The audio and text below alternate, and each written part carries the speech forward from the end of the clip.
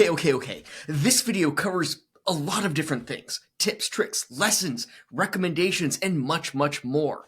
All perfect for the beginning record collector. It's kind of a best of, if you will. A roundup of some of my past videos. Some a bit old, so please bear with the audio. I share insights that I have gained from being a pretty diehard record collector for the past roughly 30 years. Hi, I'm Andy and this is Poetic Wax, where I dig into the history of bands, albums, and songs in my vast record collection. I also occasionally drop videos with tips on collecting vinyl. I probably got my first used records around the mid to late 90s, my first brand new record in 1999, and since then I've amassed a collection of roughly 3,000 items. From LPs to 10 inches to 7-inch singles and CDs and cassettes as well. Not only do I buy frequently, I also occasionally sell albums and singles I don't love as much as I once used to. And I do that to make room for things I want a bit more. In this video, we'll cover reasons to start a collection, reasons you might not want to. Now that video was a bit contentious, by the way. And I'll have tips for beginning collectors. If you're a longtime collector, there might also be some good stuff in here for you too. I'll share the first thing I do when I set foot in a record store, the 5 things that I ask myself when buying records. I'll share some of my favorite places to buy records online and tips to think of when you buy online as well. And we'll cover some of the basics, how to store and protect records, ways to organize them, why they skip, and some things to look at if they do, and a few things you might want to avoid doing if you're a brand new collector. And finally, I'll share some hot tips on shipping records if you plan to do that, including some of the items that you need to ship it and how to pack it properly. Before we dive in further, down in the description you'll find some links off to a few places. Some links, like to Amazon, earn me affiliate income. Now, it's small, but it does help support the channel, so thank you for clicking. We're going to start with some of the reasons to start collecting vinyl records. 5 reasons you should start a vinyl record collection. And right off the bat, I have to address the haters. Isha Halim told me to, quote, calm down, take a Valium, splash water on my face, and take a deep breath. I mean, I get passionate about this stuff. While I don't take pills, I do appreciate your concern for my well-being. That said, let's get started and dig in. Vinyl has superior sound quality. One of the primary advantages, and an argument that gets made a lot for vinyl records, is their rich, warm sound quality.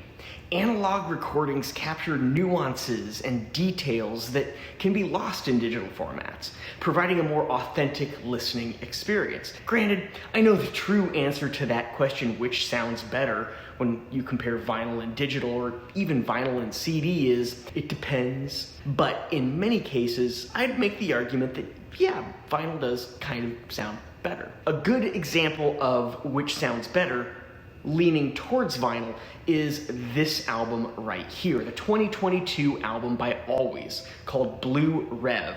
I do talk a little bit more about that in my video here on YouTube. You can find a link to that in the description. Contrary to this, you have right here an original pressing of The Queen Is Dead. Does not nearly sound as good as the 2011 remaster, which I've only heard digitally. Technically, in that case, digital does sound better. Then again, were I to have that on vinyl, most likely there'd be very little difference between the two. And yes, it really does depend on the source material. Then take something like this right here, my super beat up copy of Boom by Pacific Northwest garage punk pioneers, the Sonics. The subtle crackle of the needle on vinyl actually adds to the audible aesthetics of the album. And I'll talk a little bit more about that later in this list. Vinyl is tangible and collectible. Vinyl records offer a physical and tactile experience, holding a record in your hands, admiring the artwork and the packaging, and carefully placing the needle on the groove can be very nostalgic and extremely satisfying. Records also hold a sentimental value and can become cherished items in your collection. Vinyl records offer the possibility of discovering hidden or rare recordings that might not be readily available in digital formats. Thrift stores, used record shops, and flea markets can be a treasure trove for finding unique and undiscovered music. And if you know your stuff, you can uncover some really great deals. Vinyl is a very experiential hobby. These rarities that we dig up on what we tend to refer as crate digs are often dubbed as grails after the mythical Holy Grail. A grail is defined as a record or piece of music that you've wanted and have been looking for forever but have never been able to find or pick up for whatever reason. Typically, that reason is kind of trifold. 1, it's rare. 2, it's expensive. And 3, it's really hard to find a good quality pressing, kind of like that Sonic's Boom album. Take this for example, a super early pressing of The Velvet Underground and Nico. This has a fully unpeeled banana on it, something I never thought I'd dig up, let alone pay just $60 for. A true grail, uncovered. Vinyl has artistic and visual appeal. Vinyl records often feature large album covers with stunning artwork. The visual aspect adds to the overall experience of listening to the music, creating a sense of connection between the music and the visual representation. Packaging may also include inserts, additional artwork, vinyl with very cool colors and patterns in the wax, and so much more. This adds to the visual and artistic elements that make this a truly fun hobby. I recall in a paper I wrote for an undergraduate PR class I took in the early to mid 2000s talking about the RIAA, or Record Industry Association of America, and what they were doing wrong in their approach to what was then a brand new trend of digital music.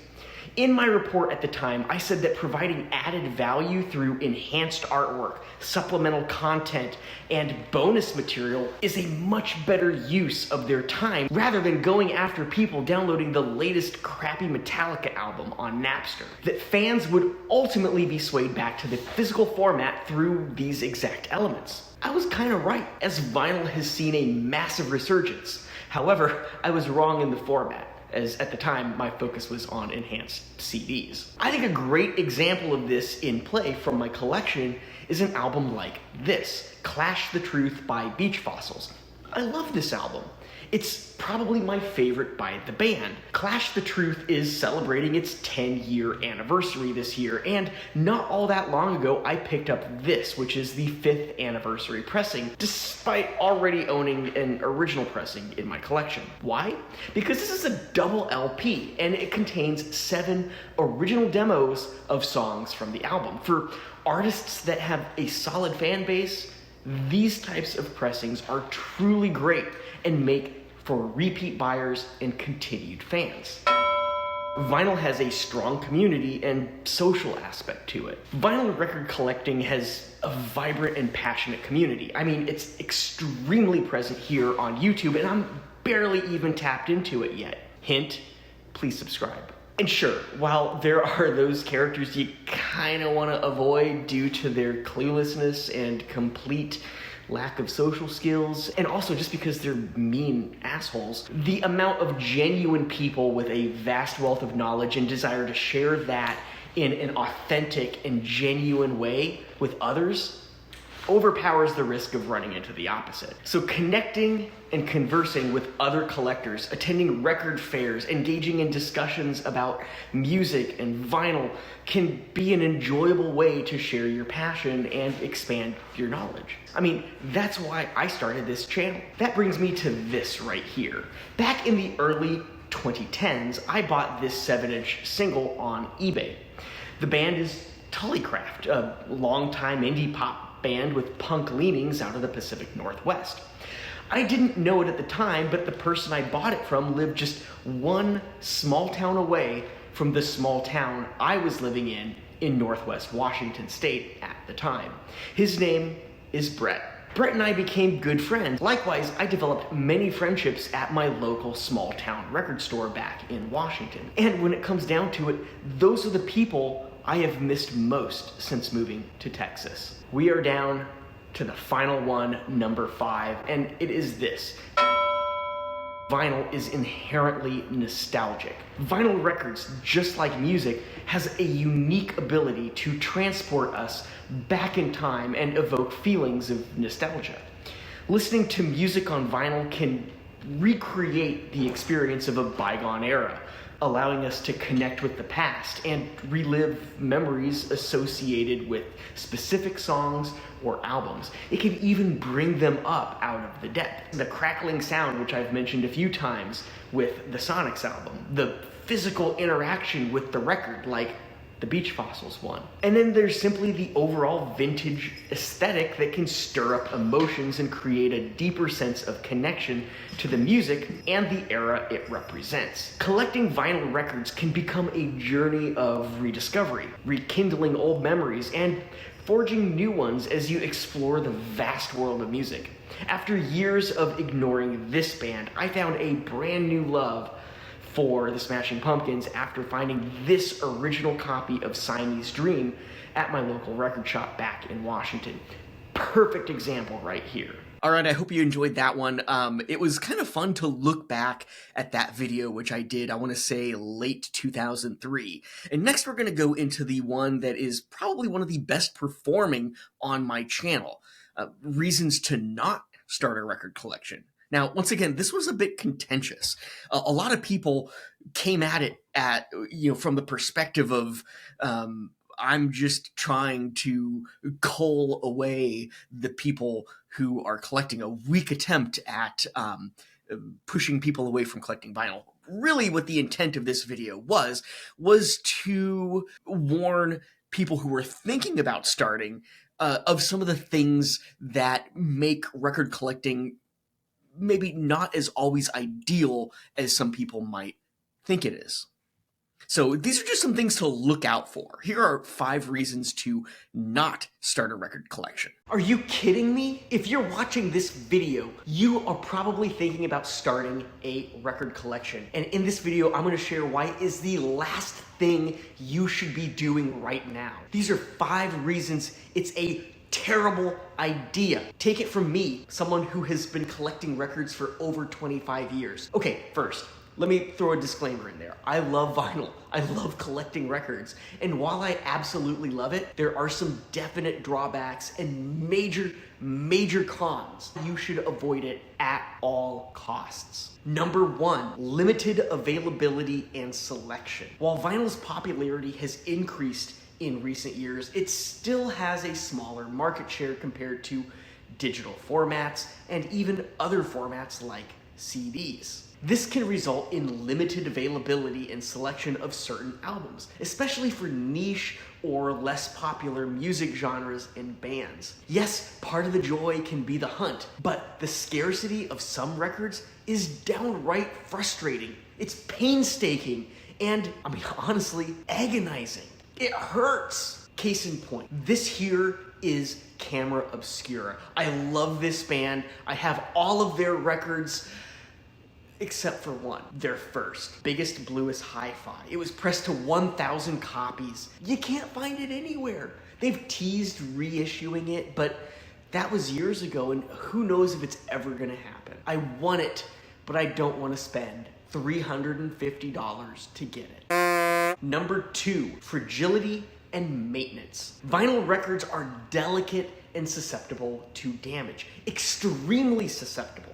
Scratches, warps, dust, all of these things can affect sound quality, requiring proper care and maintenance. That can take time and money and effort. Regular cleaning and handling precautions are absolutely necessary to preserve the lifespan of all of your records. In fact, one of my biggest boundaries is other people touching my records. It gives me extreme anxiety, and I have to explicitly tell them in order to hold my wax, they must abide by some very personal rules. Number 3, cost. Collecting vinyl records can be an extremely expensive hobby. New releases and limited editions come with premium price tags, and rare or sought-after records like that one I mentioned earlier by Camera Obscura can fetch extremely high prices in the second-hand market. Investing in a quality turntable and audio equipment can add to your overall cost as a collector. As the popularity of vinyl has returned, the price of all of this has just increased. 20 years ago, a new record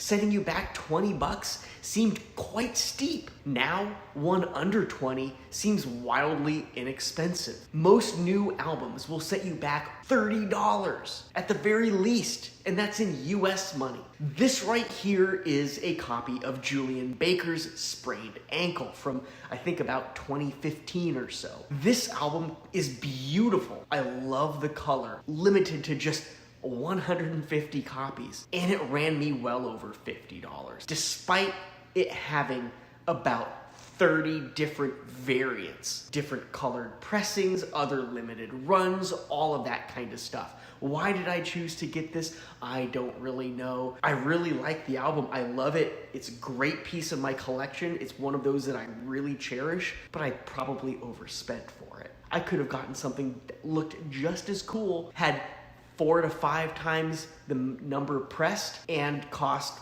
4 to 5 times less. Number 4, storage and space requirements. I mean, look at this wall behind me. Vinyl records take up physical space, requiring adequate storage solutions to prevent damage and deterioration. And as collections grow, finding sufficient space can become a little challenging, especially for those of you with limited living arrangements. When I moved to Texas, I had 30 boxes of LPs and 7-inch singles. That's a lot of space to move. The anxiety of having them move from Washington State to Texas, that was a lot of anxiety. I'm always running out of space, something my wife absolutely hates. I mean, look at this collection. It's massive. There's so many pieces. Number 5, inconvenience of portability. Vinyl records are not portable. They're not convenient. Carrying around a large collection of records can be impractical, cumbersome, or impossible, especially while traveling. Additionally, the need for a turntable and speakers restricts the location where vinyl can be played. Unlike digital music that can be accessed on various devices and carried in your pocket. I've picked up records while traveling, and bringing them back home is always difficult. Not just that, it requires dedicated space to actually listen to the records. Suitcase players are, frankly, shit. What should you do? Should you start a collection, or should you avoid it at all costs? Collecting records can be extremely satisfying. It can be a fun experience. It can be an investment, providing superior sound quality with a great setup, tangible aesthetics, and a sense of nostalgia. However, all of the things I mentioned previously, there's all these limitations, the cost, the fragility, the storage requirements. Balancing the pros and cons can help you determine if it might be something you want to do. All right, next up, we're going to go for some tips for beginning record collectors. Today, I'm going to dig into 5 things that people who are thinking about starting a record collection should do. And if you're a seasoned collector, well, some of these things might not be bad for you as well. I'm guessing about 50% of people out there might not like me for number 5. Why? Well, you'll just have to stick around for that. Number 1, invest in some solid equipment. At all costs, avoid the suitcase turntable setups. The quality isn't there, the needle won't be good, the speakers are awful, and they are as cheaply made as the price you'll pay. Instead, invest in a solid lower-end turntable. Get one with a preamp built in if you're concerned about price, and get some decent speakers. You can do all of this for less than $500. If your equipment sucks, you're not gonna get the true vinyl experience. You may have some of the nostalgia of pulling out the record and putting it on the turntable, but you won't get the solid audio from the suitcase player with built-in speakers. I tend to be more on the minimalist side of things, aside from my record record collection, and a sleek U-turn audio orbit turntable with a built-in preamp and some quite modest matching speakers is all I need to get a truly solid sound, though some true audiophiles might argue otherwise. Number 2, set some limits for yourself. As with any collection, it's easy to let things get out of control. You don't want your collection to take over your life, your house, your relationships, etc. Limits can include things like, what is your spend threshold for any given month? What number of records will you acquire before it's kind of a one in, one out situation? Do you have a shelf for storage, and will you do everything in your power not to exceed that space? Believe me, these limits can help you save your sanity and your relationships. Believe me. Number 3, avoid FOMO.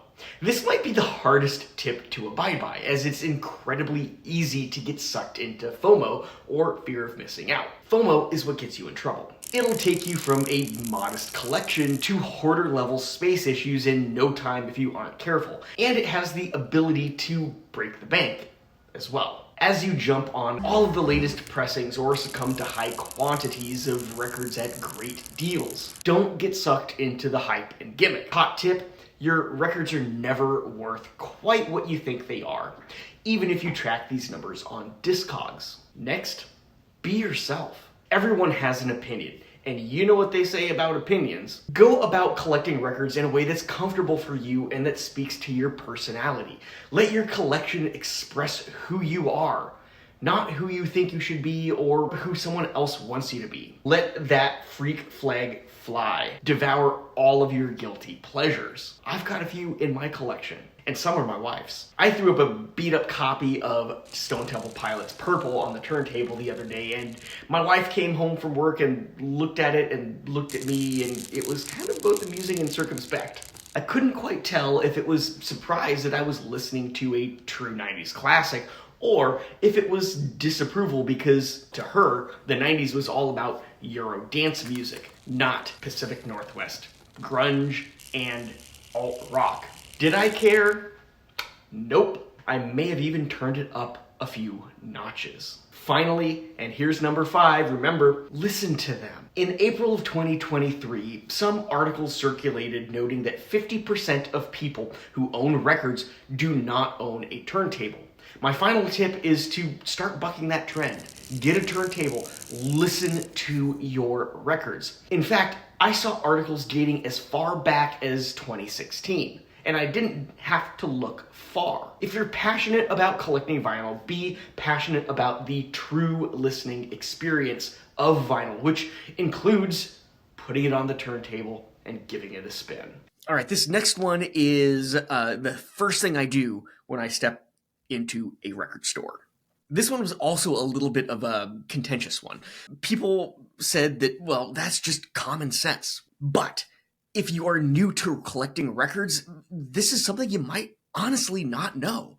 And so let's dig into this one. Whenever I go to a record store, there is one thing I do before anything else. Whether you are new to collecting or you've been doing it for far longer than my 25 years, I'm going to explain why I think this is the first thing that you should do as well. But first, I want to tell a little bit of a story as to why this kind of matters. And for that, we're going to travel all the way out to Mount Vernon, Washington. I lived in this town for about a decade. There's a little store in downtown Mount Vernon called Lost in the Groove. And over the years, I got to know the owner, and one thing always bugged me about this shop. But I got to know the guy, and we ultimately exchanged information, and he began calling me every so often, usually when he got in something that I would possibly like. Lost in the Groove sells, to this day, predominantly used vinyl. And he'd give me a call and he'd say, hey, Andy, I got something in. It would typically be like anywhere from, I got about 10 records in to 50 records, or even like I just got in a batch of about 2,000-3,000 records if you want to come take a look. And usually he'd rattle off a few names, and if they were things that I was kind of interested in, I'd just be like, whoa, set that aside for me. I want to get that. One of my favorite albums that I've covered here Blonde Redhead's Misery is a Butterfly. There's plenty more where that came from. One of them is right here, The Seeds and Future. Now, I picked up a few albums by The Seeds. Of course, the self-titled one, which most people will be familiar with, but this one in particular, I have not really seen out in the wild all too often. It's got a few great songs, March of the Flower Children, Travel with Your Mind. One of my favorites is Painted Doll. Kitty, what are you doing? You've got this one right here, Mudhoney's Super Fuzz Big Muff. I mean, classic grunge. Kitty, stop it.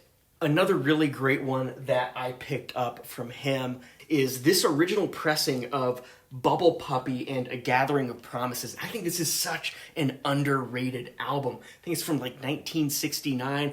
Hints of psychedelic rock, but it's just pretty much just good, solid rock, period. This came out as a reissue on Record Store Day. I've seen a few people in the vinyl community talking about it, but this here is an original pressing.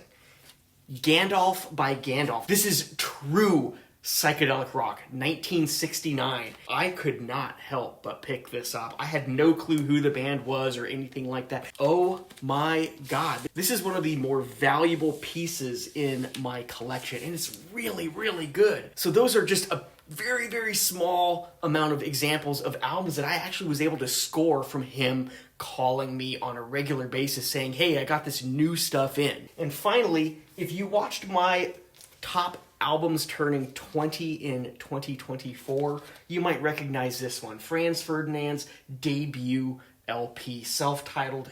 Oh, so good. And I got all kinds of stuff too. I mean, I got a lot of Chanson from him, some, Francois Hardy, Serge Gainsbourg, other deep psychedelic rock, a truckload of early garage rock, stuff that you'd find on Nuggets compilations. Sonics, got plenty of Sonics from him. Stone Temple Pilots, Smashing Pumpkins, lots of really great stuff. So now you can see why I absolutely loved having this connection. And there's a key piece in that story that ties directly to the first thing I do when I go to a record store.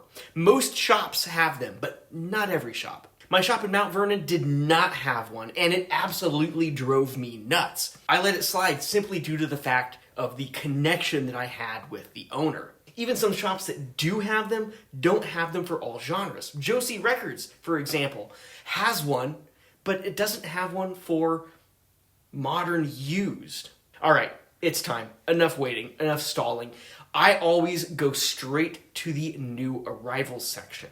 This isn't new pressings. This is new used albums that have come in. And there are a few precise reasons why I do this, and why you should too. There's less chance that it's been picked through.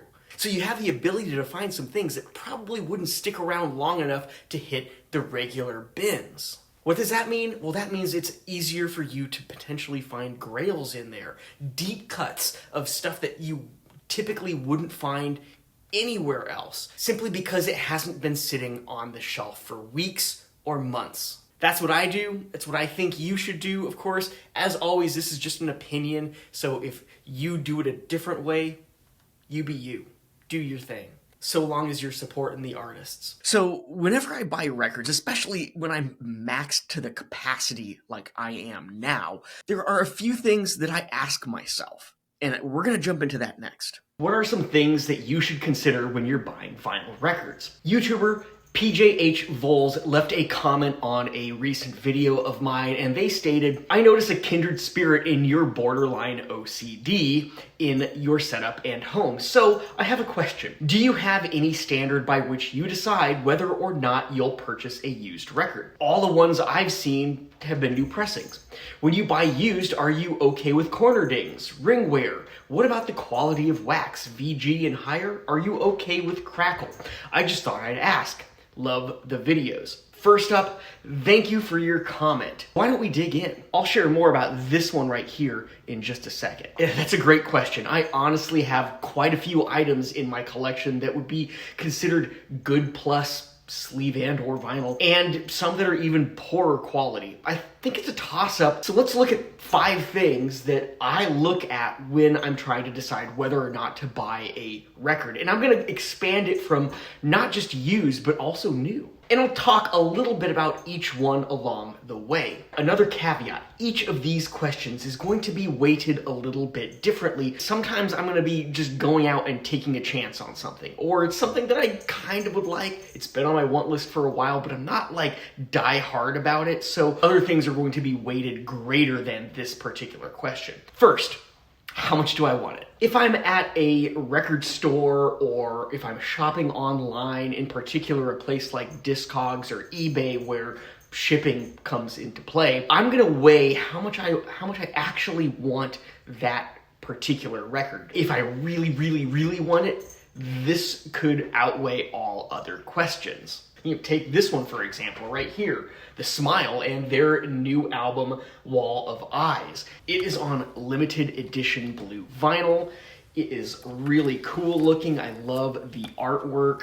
And it is, of course, Tommy York of Radiohead. I didn't really buy the previous album, though it was very, very tempting. The price just wasn't there for me. This one seemed a little bit more reasonable. I listened to a few songs, and even though on their previous one, The Smoke was absolutely phenomenal, this one I felt I could actually muster up the cash. How rare and hard to find is it? That is going to dig a little bit more into what the quality of the item is, especially for used. For the sleeve itself, are there corner bends? Is there edge wear? Are there edge splits? On the vinyl itself, are there scuffs and scratches? Is there a warp to it? All of these things are gonna play into this question. If it's super rare and it has a lot of these things, I am more apt to get it if it's a hard one to find, regardless of the quality, than if it's a more generic or widely available piece. My go-to for this always comes back to the Sonics and their debut album, Here Are the Sonics, from, I believe, 1965. It is hard to find a great pressing of this album, and I've bought it many, many times at varying qualities. This one, I would say, has a cover that is VG. It's got some light edge wear, it's got some corner dings, and it has some ring wear as well. But overall, it's a really solid piece. The vinyl as well, this is where it tends to really be tough on this particular record. When I look at it, I can see that there's definitely some scratches. This one, a little bit, you can feel it with your finger, but it shines very, very nicely. And look at that label. For an original pressing of Here Are the Sonics by the Sonics, that label is phenomenal. It pops, it's bright red, there's no wear on it whatsoever. I would probably mark this as a VG as well. Definitely worth picking up. And this one is probably one that is the most important of them all when I'm thinking about buying records, because I'm also very, very price conscious. And that is, does the sticker price make it a better deal based off of what I can glean through other sources? If I'm at a record store, I'm going to look at Discogs and eBay. If I am on eBay, I'm going to look at Discogs and maybe even Amazon if it's more of a newer release. I may look at other online sources as well. Here's a good example right here. This is Iggy Pop's Soldier, and you can see the sticker price right here says $15. Well, I picked this up on a 50% slash. This was $7.50. It is pretty beat up. You can see there's bend along the top. It's got some chewing up here on the edge, and it's just, plenty of edge wear. Thankfully, there's no notable splits. It has the original inner sleeve with the lyrics. The wax itself is quite dusty. You've got a lot of fingerprints, but not a ton of scratches. I felt that this was more than an adequate price to pay for this album. And honestly, I took a chance on it. I hadn't really listened to Soldier before. Well, this is my favorite Iggy Pop album now. And another one, Jesus and Mary Chain and Automatic. I paid $10 for this at the same location. And this one actually is pretty solid. It's got no notable scratches. It has minor scuff wear. It's maybe a little bit dusty, as a lot of the used records there were, but overall it looks pretty great. And the condition of the sleeve is equally pretty solid. For $10, that made that one a great deal. Next one, what's the estimated total of everything else I'm looking to pick up at that moment in time? If I'm shopping online and there's free shipping, well, I might actually add something I wouldn't normally have purchased into my cart to get to that threshold. If I'm out at the record store and I'm picking up a lot of different things, I might put back something I kind of actually would like to have in my collection. I've done this before and it's bitten me hard. A first pressing of the album by The Zombies, I passed on because I had so many other things in my collection, and I thought that other albums that I had by The Zombies in my collection actually were duplications of that one. I would have paid only $40 for a pretty pristine first pressing or early pressing of that album, and it's worth 10 times that. My mistake. But there's been other times where I have added things to my collection and into my cart that I would not have picked up otherwise, and have actually made some pretty amazing discoveries along the way. Here's a good example of one of those. St. John Green by St. John Green. This is a psychedelic band from the late 1960s. I believe this was 68 or 69, and it has seriously become one of my favorite psychedelic rock albums. Overall, it is a very fascinating listen. It is produced by Kim Fowley, and it is just a truly amazing album. I added that one into my pile of records because I just felt that I had space to explore, space to try something new, even though I had never heard the album before. So I weigh all of these things together and see where it lands. What's the price? How does that compare to the market? What's the condition? How rare is it?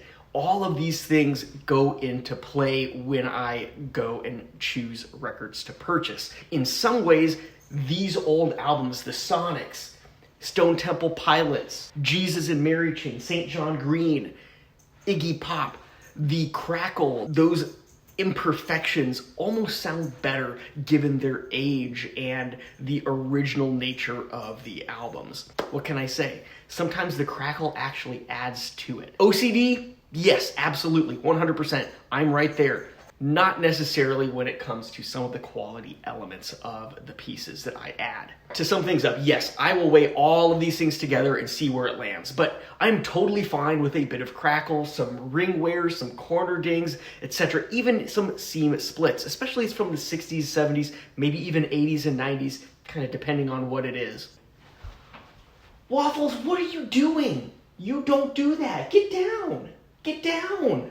Even though I'm very particular about my turntable, which Waffles is messing with right now, I still will play these albums on my turntable nonetheless. If you're new to records, or if you're new to buying records online, there are some things you want to think about. And in this next video, we're going to cover some of my tips for buying records online. My younger brother just got his first turntable. He's never collected vinyl before, and he's asked me for some tips. If you're like him, you've probably been a little bit nervous about not having the vast knowledge a seasoned collector like myself has. You're probably also a little bit worried that you might be overspending on the albums you do buy. What do you do? Well, this video is for you. Here I am going to recount the 5 things that you need to know when buying records online or even offline at record stores, regardless of whether you are starting a new collection or moving into buying in the digital space. These tips are for finding the right albums, getting the best deals, and scoring some awesome records. Are you ready to get started? Let's do it. Number 1, know your want list. Whether you're popping into your favorite or some random record store on a whim or perusing the online store or marketplace, it helps to know what it is that you want in your collection. I recommend using a site like Discogs to create your want list. Familiarize yourself with this site, discogs.com. You can think of it as like a Wikipedia for albums. In addition to having a vast community of users who are constantly adding in new releases and variations of existing releases, it allows you to add items that you own into your own personal collection. And you can create a want list of items you'd like to get someday. Do both of these things. Now, I mentioned variations just now. That brings me to my second tip. Number 2, know your variants. You can think of a variant as an alternate version of an album. It's pressed to CD, it's pressed to vinyl, it's pressed to cassette. There are multiple versions of each of those. Depending on the release, the variant likely matters a lot. Do you want a reissue or an original pressing? Do you want the black vinyl version or the limited edition color variant? Knowing precisely the version you want to add to your collection will facilitate helping you make that buy decision. Variants come in all shapes, sizes, colors, and you guessed it, prices. An original pressing may cost hundreds of dollars, whereas a brand new run-of-the-mill black vinyl version may just run you $20 brand new. And the original pressing can be beat to hell. I mean, just check out my video on the Sonics. Speaking of money, number 3, know your budget. Interest in vinyl has caused significant increases in prices over the past decade. In fact, 2022 was the first year since 1987 where vinyl outsold CDs. Knowing what you're willing to pay for everything you want on your want list is crucial if you're like me and you pick up records on the regular. Other factors go into knowing your budget. As you buy more and more records, you'll start to develop kind of a little bit of a sixth sense in terms of what is a good deal, what is not a good deal, and what you are actually willing to spend for a record. I always take this next tip to heart. Number 4, know the competition.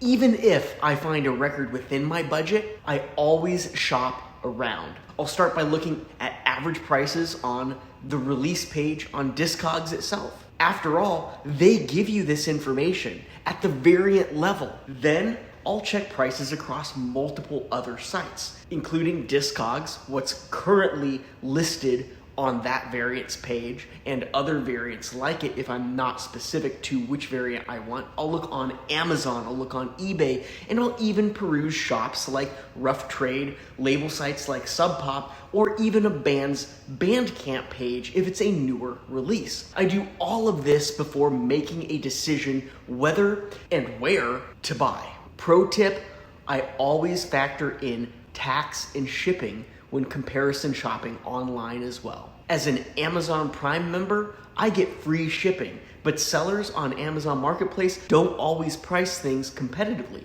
So do beware of that. And speaking of using this for online buying, note that I also do comparison shopping while I'm out in the wild. If I visit a record shop, sometimes I'll pop open my Discogs app and see what the going rate is, as well as the average pricing over the past 10 sales. That information, like I said, Discogs gives you right on their app and right on their website.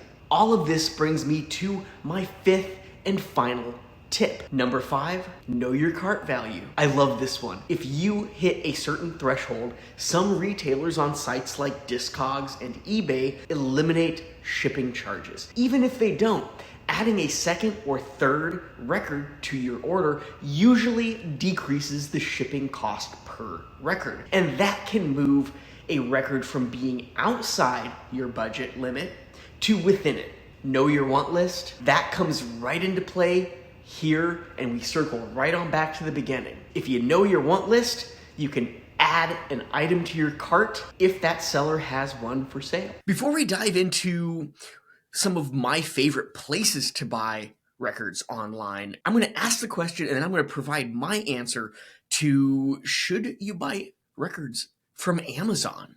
Shopping for vinyl records on Amazon is not for the true vinyl collector. Or is it? Today, I'm going to dig into this hot topic and try to answer the question. At its most basic, the true answer is, it depends.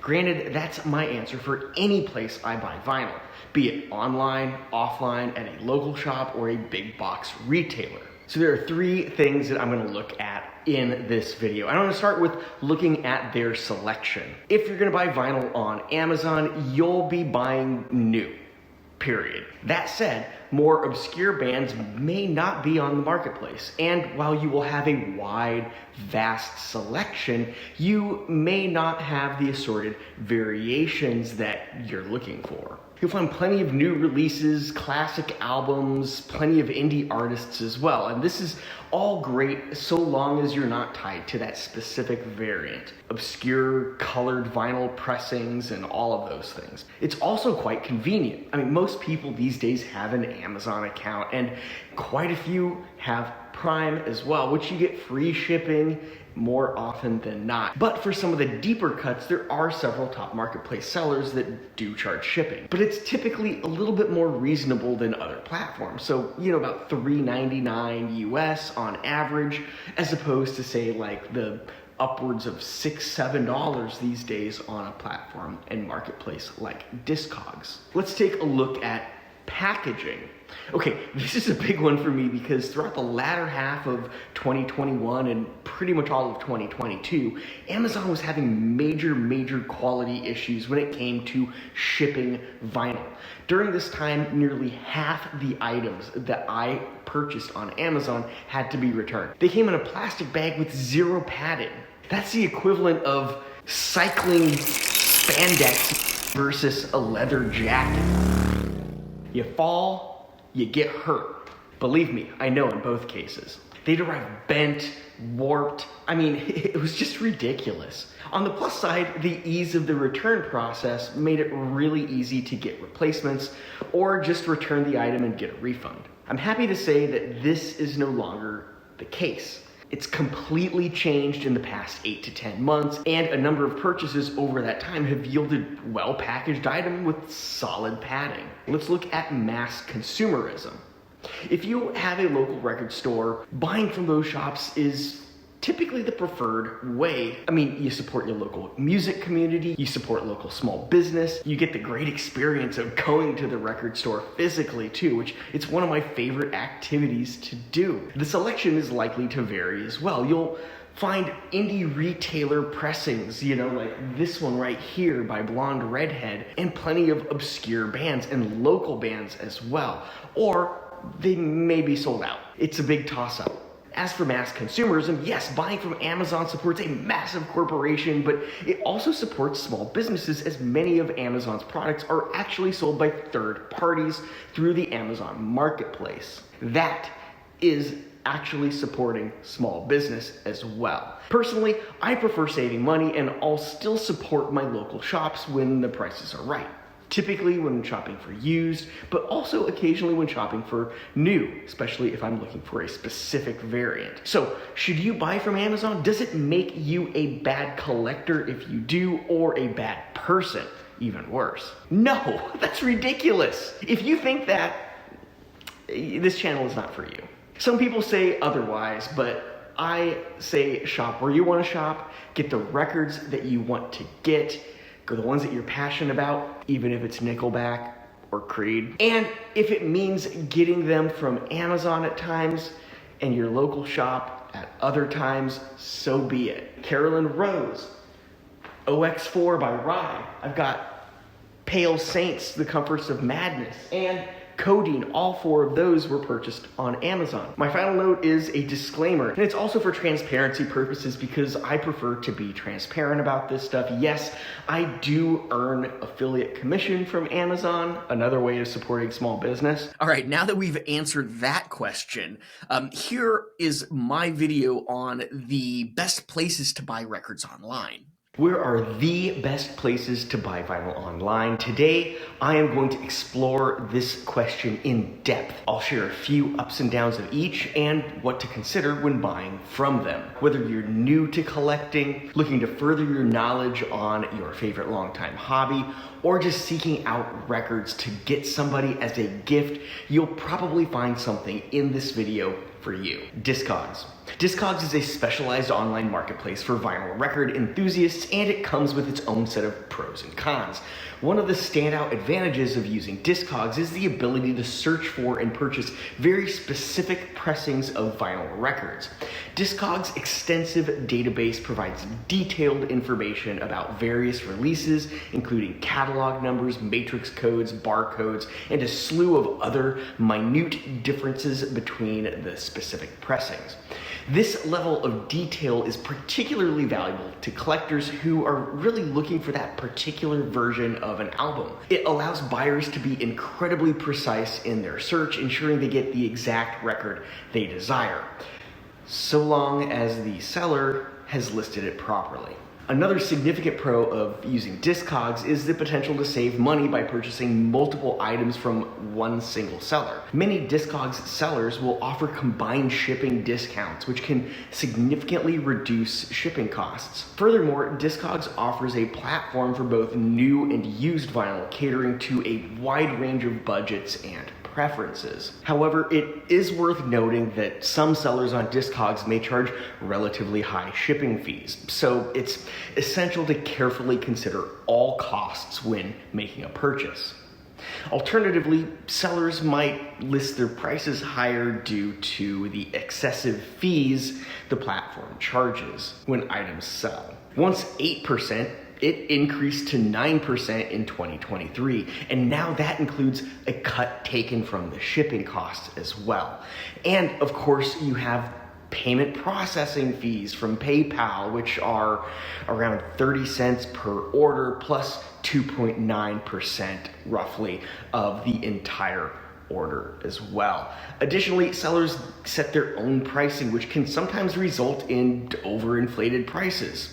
I know that I have a few of those on my seller account. Discogs, like other online marketplaces, involves a level of trust in the accuracy of listings and the condition of vinyl records. On Discogs, the most common issues arise in grading and in the listing of the record on the correct variant.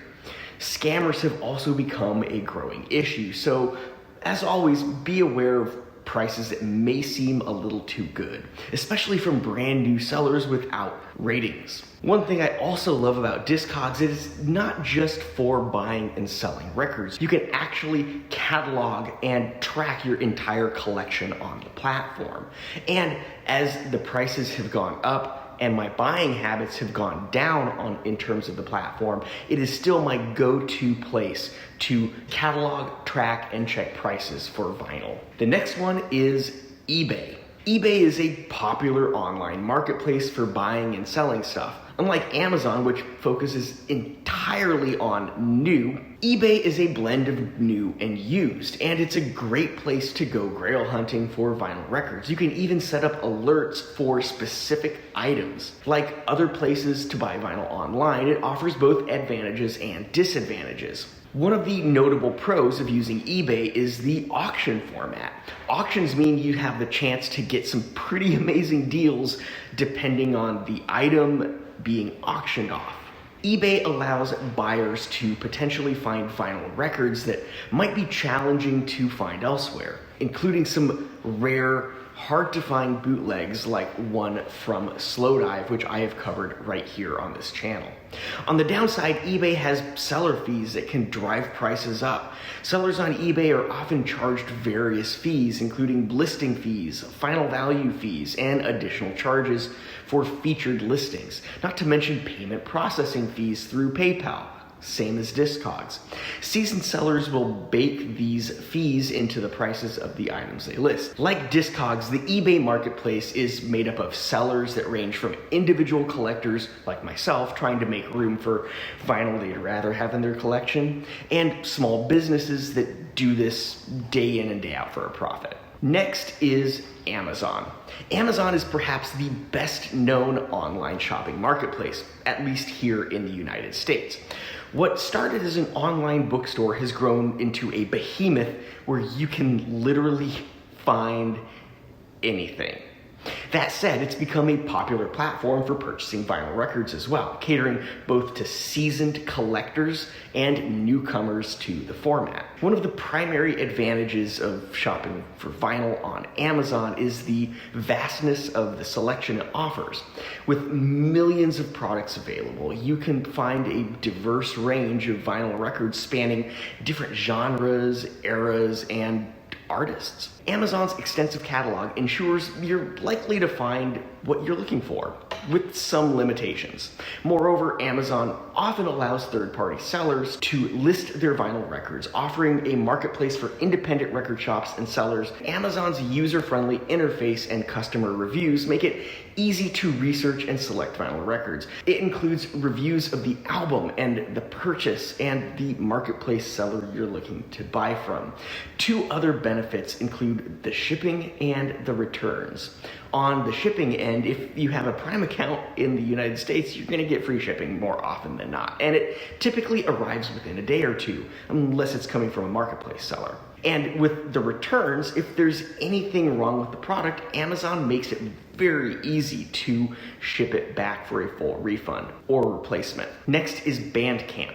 Bandcamp has become a great place to go to get albums straight from the bands themselves or from smaller record labels. It's become a solid community, and during COVID they began doing this special First Friday promotion where they don't take a cut from the sales that bands and labels get. So bands began focusing on that day to release new albums or do special things to drive additional sales. Like marketplaces, you pay shipping for each artist or label that you purchase from, unless you get multiple items from that one specific source. It's a great place to support your favorite artists directly, and they often have additional merch like shirts and posters and hats and bags and more.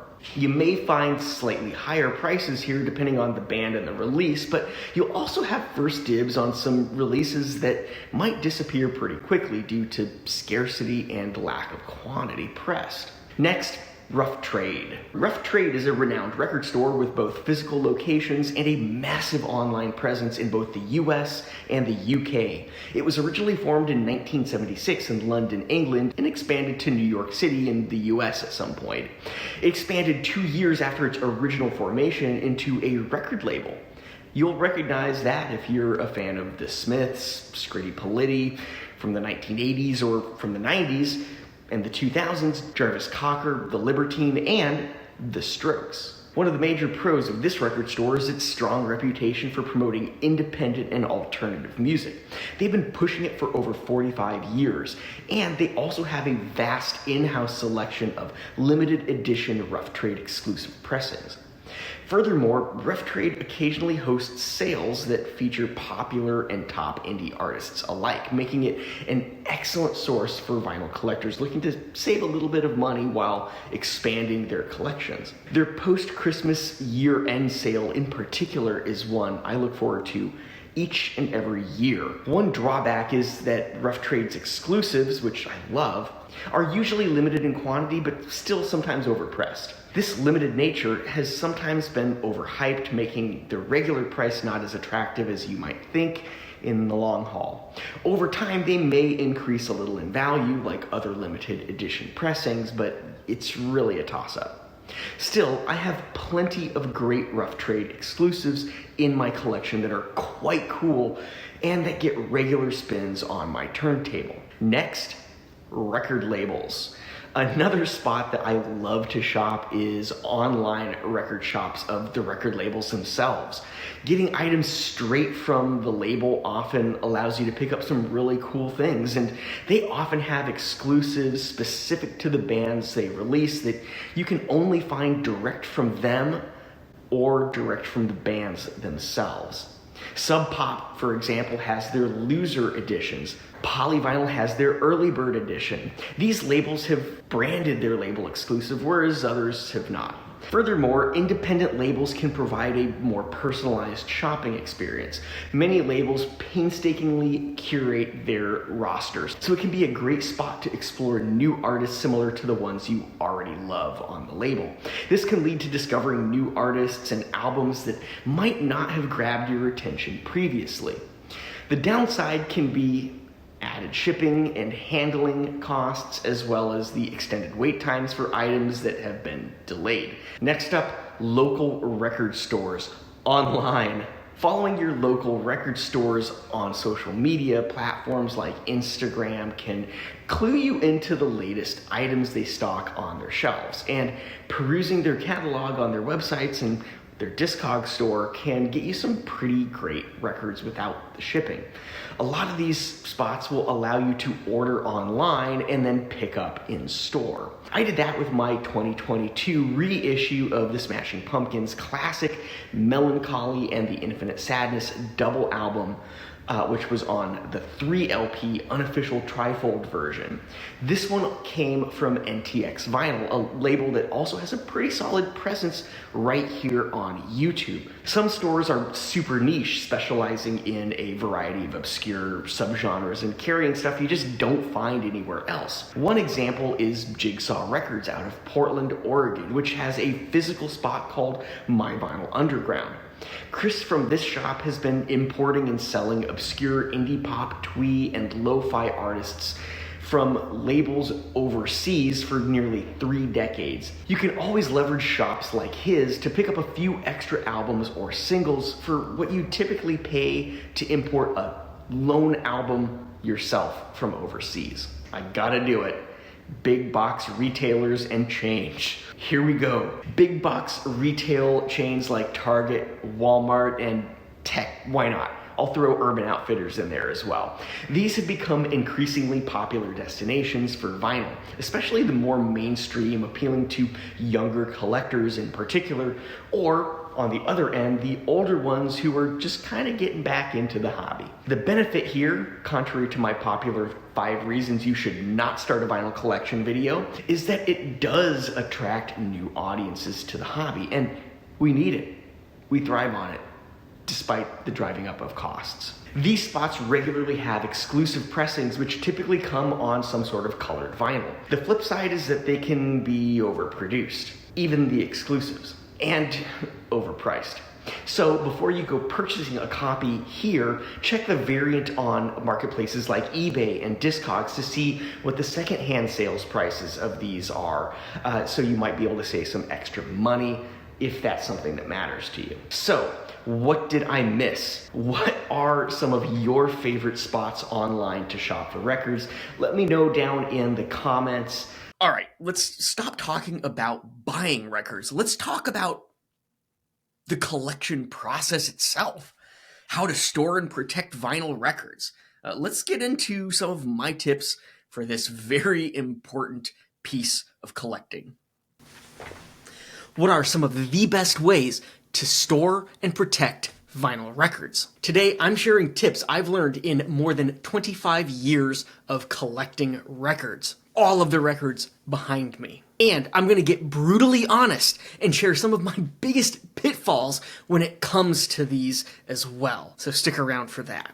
To start out, let's talk about storage. And for that, we come to the shelf. Behind me, I have a 5x5 IKEA shelf. It's called the Calyx, and it is the perfect shelf for storing records. This is something I absolutely love about these IKEA shelves. They're easy, they're indestructible, mostly, and I'll get to that in a second. And they come in such a variety of sizes. You've got your 2x2, you've got your 3x3, your 4x2, your 4x4, and right here, your 5x5. All of those numbers are cubes. 5 cubes long, 5 cubes high, 25 cubes total. So let's talk a little bit about the best way to maintain your records on the shelf itself. And that is a quick build tip.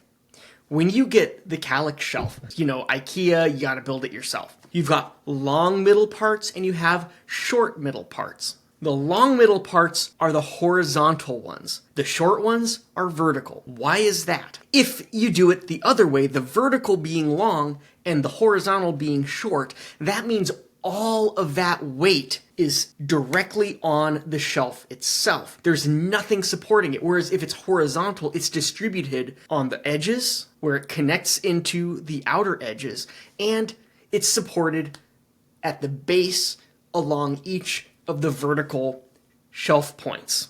That is going to provide so much more stability for all of the weight that your records have. And it becomes even more important when you have a shelf like mine that is 5 by 5. So there's your build tip. If you do it the other way, there are horror stories of the shelf collapsing in on itself. You don't want that. My next tip is the anchors themselves. This shelf right here, I put up and I anchored to the wall just like it said I should, but I did one thing wrong. With all of that weight, the anchor is pulling out of the wall because I anchored it with one of the plastic drywall anchors. I did not anchor it into a stud. There is your second hot tip. Rather than using the existing holes on each end for anchoring, you're going to need to create your own and make sure that you anchor it straight into the stud. This thing is pulling off the wall, and I am ultimately going to need to take down all of these records and figure out where those studs are and re-anchor them to the studs. Not going to be fun, but it will help over time. Make sure that my shelf is nice and secure and doesn't pull forward onto me or any unsuspecting person who may be looking through my records. What's the best way to store them? You can kind of see that my shelf is pretty full. First tip, don't ever stack them flat. At least not for any long period of time. If you're going to stack them flat, make sure it's very brief. Over time, that stacked weight puts pressure that can ultimately warp your records and cause undue damage. You don't want to do that. Likewise, on the shelf itself, make sure that you store them comfortably. Not too tight, not too loose. Too tight, once again, you could have that potential warping. Too loose, and it'll lean on the furthest most record, and ultimately, once again, it's going to put that pressure and has the potential to warp. Next, what temperature should you use? I have it set at a comfortable 74 to 76. Some may say that that's a little bit on the warm side. Personally, here in North Texas, it's kind of cool.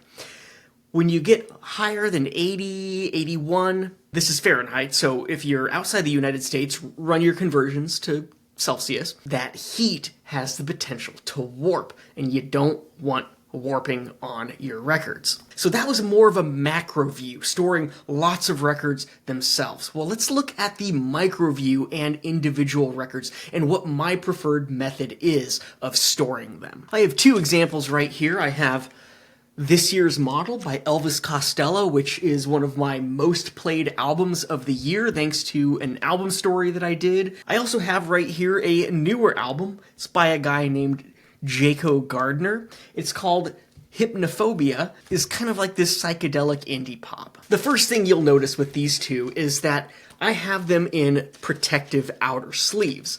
These are 3mm sleeves. They come with a little bit higher quality. 2mm tend to be a little iffy around the edges. They split very easily, so you definitely want to make sure you have the 3mm. Next is the storage of the record itself. Now, this one came with an inner sleeve, as you can see right here. This is the inner sleeve of this particular US pressing, early US pressing of This Year's Model. But the record is not in it. I have the record right there in an anti-static inner plastic sleeve that I bought separately. The reason I do that is because some of these paper sleeves can cause additional sleeve scuffs, which personally, I'm a little obsessive about it, so I don't like those kinds of things as well. So why do I put the record outside of the sleeve? Good question. And with that, we'll take a look at this Jaco Gardner album, which I purchased new. It came shipped, as you would expect, a brand new record, sealed, but if I take a look at the record sleeve, right along here is a seam split. That came from shipping.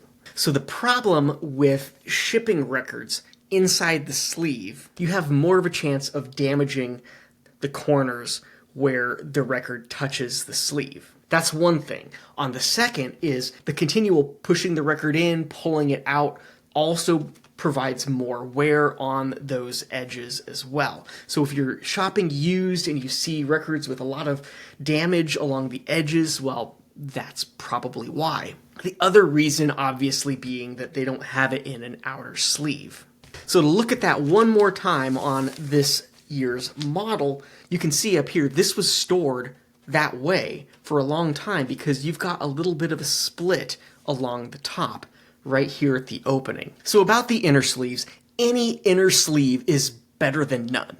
Ideally, use the anti-static MoFi plastic inner sleeves, but generic paper sleeves that come with brand new records, or like this one where it's a printed thicker inner sleeve, they still work great.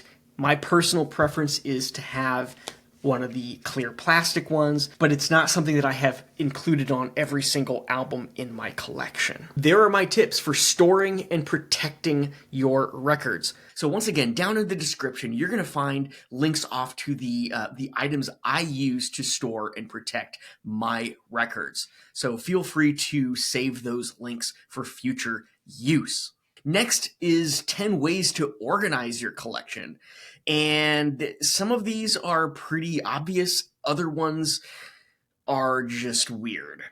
What are the most common and most ridiculous ways to organize your record collection? Today, I went down a big Reddit rabbit hole to take a look and explore what to find. Number 2, number 9 are absolutely ridiculous, and so is number 10, which is one that I used to use myself. So you'll want to watch till the end of this video and see what that is. Let's get started. Number 1, chaos. Yes, kind of a ridiculous one, but not necessarily for people with small collections. Having a bin or 2 bins of completely random records not organized whatsoever is not really a bad thing. But if you have about 2,500 like I have, you might want to do something different. Blue Funked on Reddit says, life's too short for organization. I have my records in just 2 categories, stuff I like and stuff I don't like. The stuff in the second pile is quickly traded for something new to go in category 1. All I need to do is grab a record from the first pile and play it. I always hear something I want to hear and often come across something I forgot I have.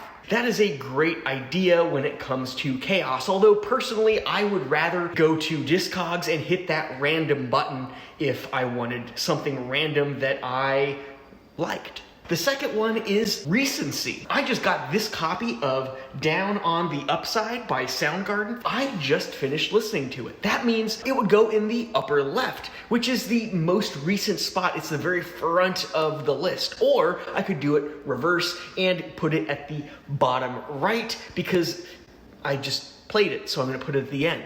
Either one of those would work. But how do you find anything in between? You don't. Big Frosty Nugs, I love that name, said the following about recency. I just browse through my records until I find something I like, and then I put it in the front of the collection when I'm done. That way my records are always ordered by how recently I've listened to them. Number 3 is probably the most popular one of all time, and that is alphabetical, A to Z by artist. And there are a few different ways you could do this here. You could go A to Z just like that by artist, but what about something like Kevin Morby or Chris Cornell, K and M? Does that go under M for Morby or does it go under K for Kevin? Well, Reddit seems to be a little bit mixed on that topic. Personally, I would put that under M.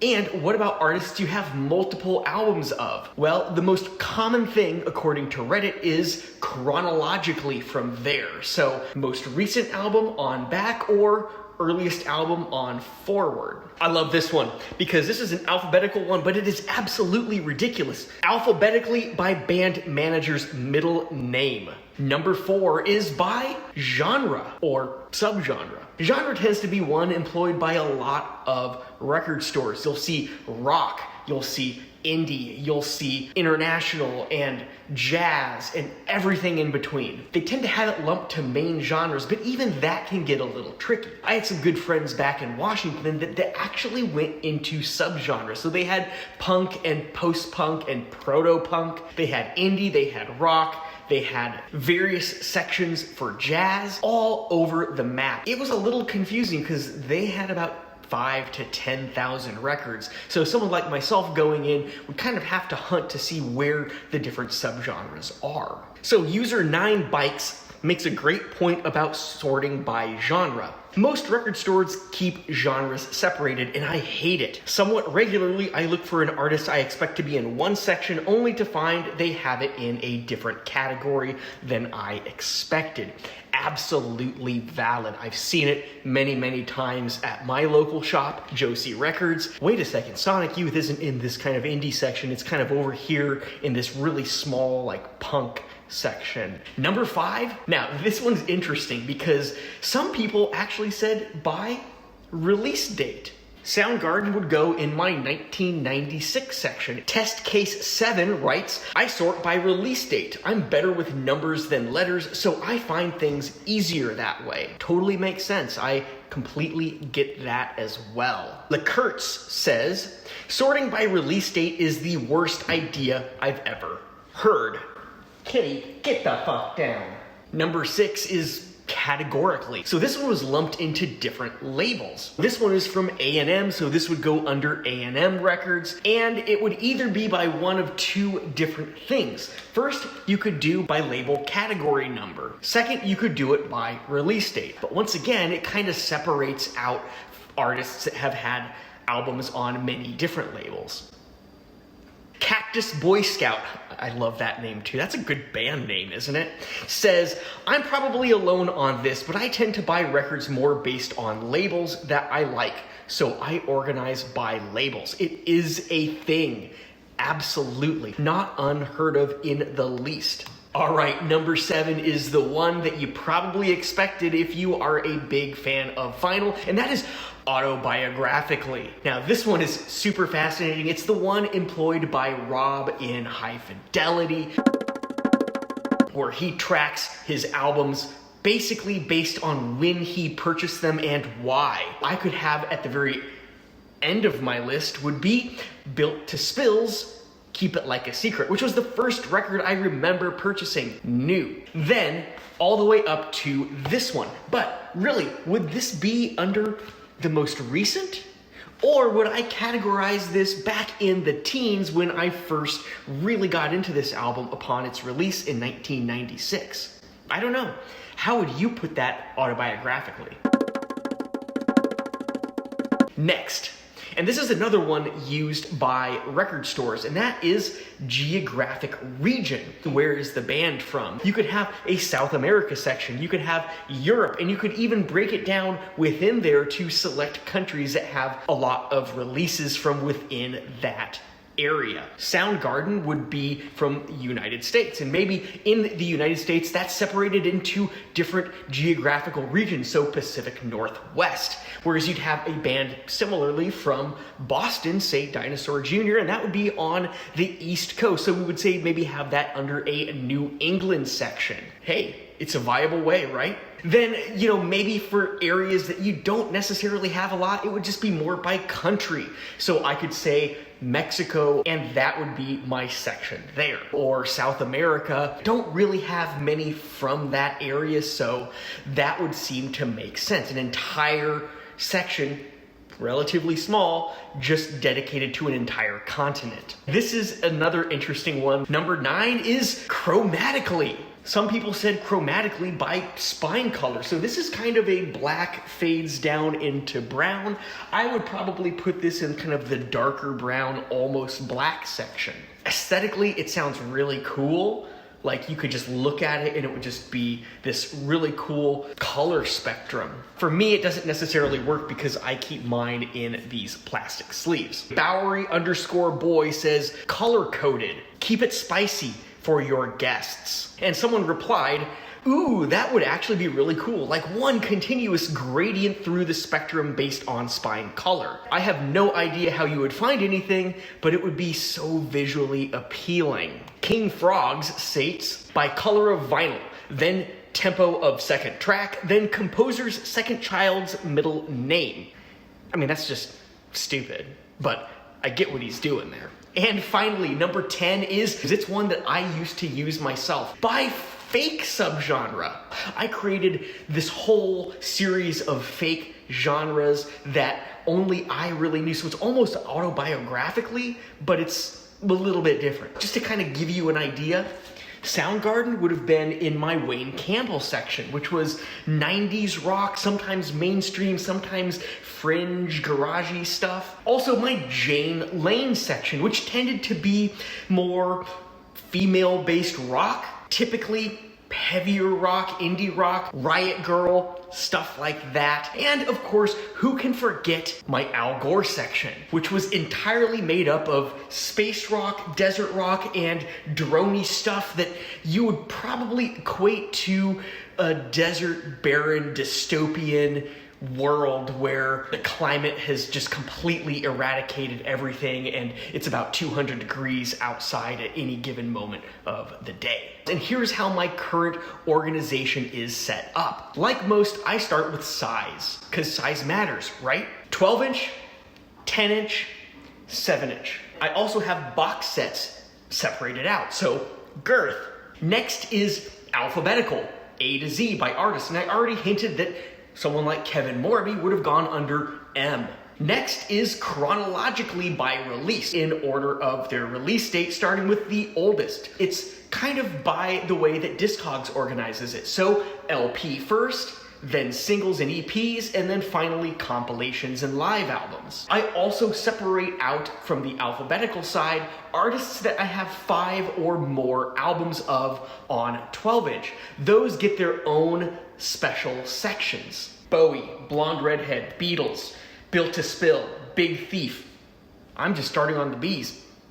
Beach House, Belle and Sebastian. Those all have their own sections. How do you sort your collection? I would love to know. And in conclusion, I've got to call out Illustrious Case 993. Sort it however you want. It's your collection. However you do sort it, it will reflect who you are. Do it like others sort theirs, and your collection will not reflect who you are. Enjoy.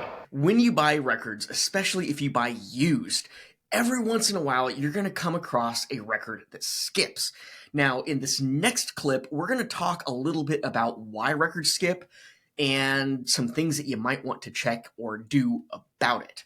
One complaint a lot of people have about vinyl records is their fragility, and that means that it comes with the potential of skips and repeats. What is a skip? It's where the stylus jumps forward a little bit on the record. A repeat is pretty much the same thing, except it jumps backwards, and so you get this repeating noise with each cycle the record turns. So what causes this? Can it be fixed, and how can you fix it? Well, let's dig into that a little bit. There are a few things that can cause your record to skip. The most common is probably scratches and blemishes on the vinyl itself. As you're watching the record turn, find that point where it's skipping, pull off the record, and take a look at the vinyl itself. Look at the grooves, kind of rotate it to see, are there scratches that could be causing this to skip? If so, you might be out of luck. You might also find that maybe there aren't scratches, but there's something else that could be causing the skip or the repeat, and that is dust and dirt in the grooves. This can happen during the manufacturing process, or it can happen through storage or leaving it on your turntable in a room that has a lot of dust floating around. With that, you just gotta clean your records, and I'll save those tips for another video. Another thing that can cause your records to skip is warped vinyl. A warped record basically means it does not sit flat on the platter of your turntable. And as you turn it on, you can just kind of see it waving a little bit as it rotates on the turntable. Now, there's not much you can do for warped vinyl, although some people do say that you can fix it. I've never tried it myself, and I wouldn't tell you to go and try it on your own. Take a look at some of their videos, and if you try it, come back and let me know how it goes. I'm not convinced. Next has to do with the turntable itself. If it's an older turntable, or if you've used it for many, many years, you might have a worn stylus. Now, the stylus is that part that connects to the record. When you sit down that tone arm on the record. It's the one part that touches it, and as time goes, that can wear and need replacement. Yes, a worn stylus can indeed cause skipping, or at least create an increase in skipping on some of your records. With that, it's simple. Get a replacement. Consult your turntable's manufacturer instructions, take a look at online what might fit your particular turntable, and so forth. It's gonna depend on the connection point between the stylus and the tone arm. That can vary a little bit. I don't believe it's standardized across all turntables, especially a lot of the older ones. And then the final one is balancing your tone arm. The tone arm is the part that connects the stylus to the turntable. That is balanced precisely for your turntable. When you are looking to adjust the counterweight, that's that weight at the end that you can see me adjusting here and putting on here, you want to be very careful. Too heavy and it can damage the stylus and the vinyl, both of those things, and you don't want either of those. Too light, well, that's the issue that you're having. It's too light, and therefore it can increase the presence of skipping on your records, even though the records really shouldn't skip. Now, this varies from turntable to turntable, and it's going to depend on the weight of the tone arm, the weight of the stylus, and honestly, the weight of your counterweight. Those things are going to basically determine where you want to put that counterweight. If this is the culprit, consult the instruction manual. Seek out instruction manuals online if you don't have one. For vintage ones, this can also become a little bit problematic. So you can also take it to a vintage electronics specialist and get tips from them, or just have them fix it as well. You can adjust it closer in, which I believe is the way that it makes it heavier on the stylus and the turntable contact point. But once again, remember, you would just want to do this just a little bit. You don't want to put additional wear and damage on your vinyl. Personally, if it was me and I can afford to take it to a vintage specialist, I would. One additional item that I didn't really think about until doing some additional research is the lowering of the Q. When lowered all the way, make sure that the Q arm that raises and lowers actually goes all the way down. Once it stops dropping, there needs to be a gap there. So as you can see on this particular one, I've got a really nice, comfortable gap between the Q arm and the tone arm. That means that it is all the way down. Now, if it's touching, or it appears to be touching, just press down on that Q arm a little bit, and hopefully that will resolve the issue. If not, you might need to get something to place underneath the slip mat, which is that kind of protective felt or acrylic piece that protects the vinyl itself and keeps it from slipping, to help raise up the vinyl a little bit and keep that Q arm from basically making contact with the tone arm. One additional thing, if you're not using a slip mat, you really should be. What is a slip mat? Well, it's this nice little mat that keeps the vinyl from slipping as the turntable spins. I've got over 2,000 records right here, and I come across skips every so often in my collection. Things that weren't there before. And I am very careful with my records, the way I handle them, and all of that. So, what do I find as the culprit more often than not? It's simple. It's dust and dirt that gets in the grooves. And that can be simply managed by cleaning your records frequently. Before you play it, after you play it, whatever is your preferred method, just keep them clean. One final thing I'll point out is you have PVC sleeves like this one right here. Now you can see that I have removed this completely from the PVC sleeve. The PVC sleeves are notorious for picture discs, and picture discs are also notorious for having skipping issues. Removing the vinyl from these can help keep your vinyl for a long time, and you can see that I have done just that. I have them in the nice kind of anti-static inner sleeves that I use for a lot of my other vinyl. All right, so I hope that provided some useful information. Next, let's look at 3 things to never do if you collect vinyl records. Yet another one that cause a little drama. These are just some things to think about. Do what you will. Call records what you want to call them, but just know that some people are a little opinionated out there. Are you new to vinyl? If so, these are 3 things that you really don't want to do, especially if you're around other people who collect vinyl or have vinyl who have been doing it a lot longer than you. We're going to start out with number 1, a terminology thing. What's the plural of vinyl? Well, the plural of vinyl is not vinyls, it's vinyl. You have one vinyl, you have many vinyl. Don't ever let record store owners, people in record shops, and other longtime collectors catch you calling it vinyls.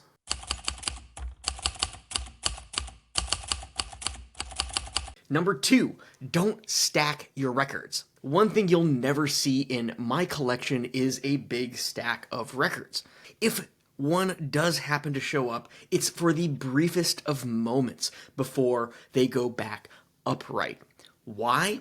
By stacking, you're putting a lot of weight on the record itself, which can damage it over time. The bigger the stack, the longer it sits, the more chance you're going to have of warping the records on the bottom. Don't stack them.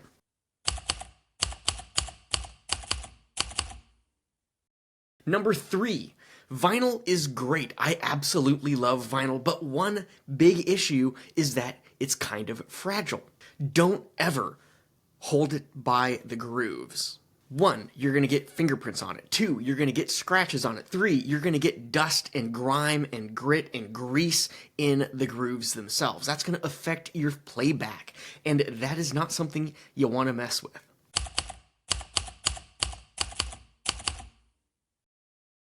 Right here, I have the second disc from Sunny Day Real Estate's 30th anniversary pressing of Diary. This is how you're going to want to hold it. I can hold it like this. This is fine. This is fine. It's in a sleeve. It's not going to get my fingerprints on it. But as I pull it out, see where my fingers are. They're on the label.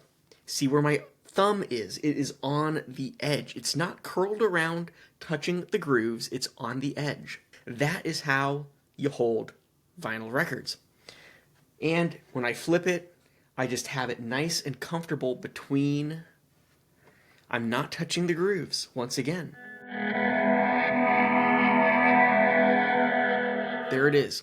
Your 3 things you'd want to avoid at all costs if you are new to vinyl. And if you're a longtime vinyl collector and you're doing these, well, shame on you. All right, as we wrap up this video, we're going to look at the shipping of vinyl records. I'm going to share some things that you need if you're going to ship vinyl records. I'm going to answer the question, is vinyl media mail? And I'm going to give you my tips for packing vinyl records to make sure that they don't get damaged on the journey, or at least to minimize the potential of that damage. So let's dig into that. What is media mail? Well, media mail was created by the United States Postal Service for shipping specific media type items. Books is probably the most common and the one you think of most frequently. But what about music? Does music count as media? Well, the answer is yes. Music is media. That includes CDs, cassettes, vinyl records, even others like 8-track. You can throw them all in there. Media mail tends to be a little bit less expensive than boxing something up and shipping it priority. There are a few caveats though. Technically, you're not supposed to include anything else in that box other than the media itself. If you're looking to send a letter, a birthday card, anything like that, and the US Postal Service catches you, you're going to USPS jail. Just kidding.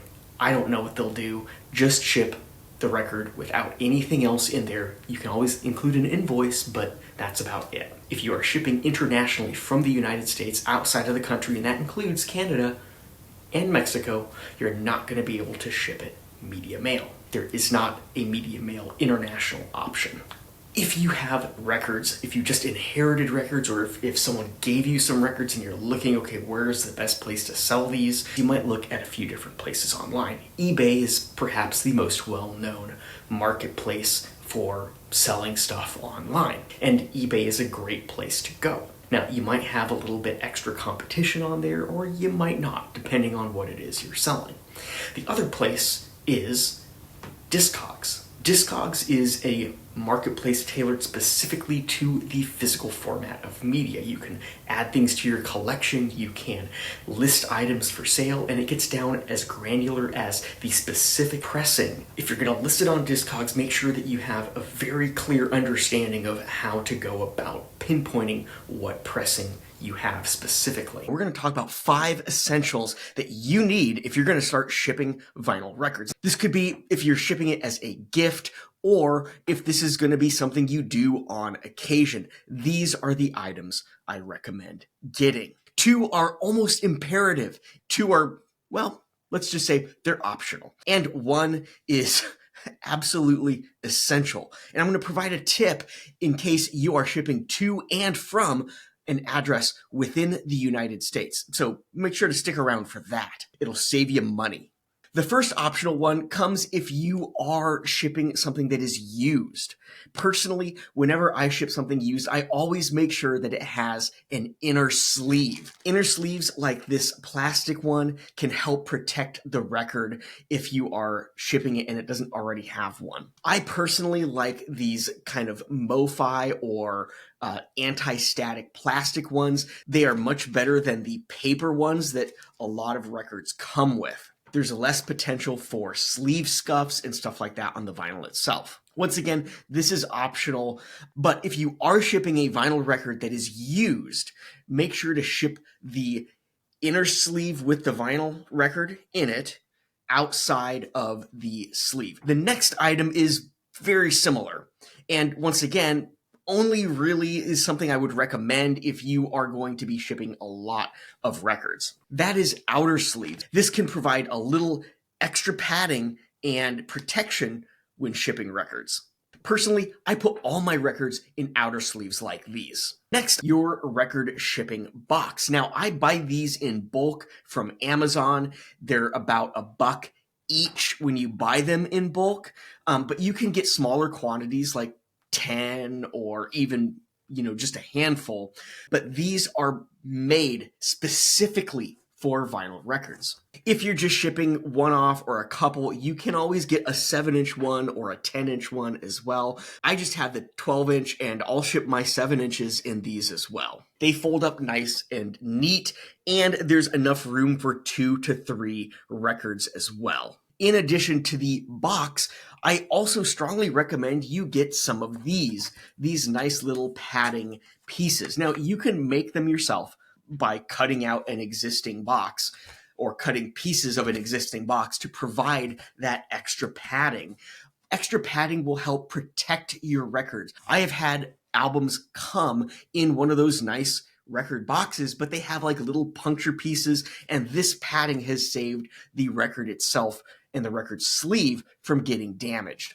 You can do cardboard. You can also use some bubble wrap. I've used this in the past when I didn't have cardboard. Totally acceptable. Cardboard, though, is a little bit more preferred. It's more sturdy. It provides a little bit stronger padding for those records. Once again, everything that I mentioned in this video will have links in the description so you can find them yourself. Finally, if you are shipping vinyl records, the absolute essential piece, you got to have postage.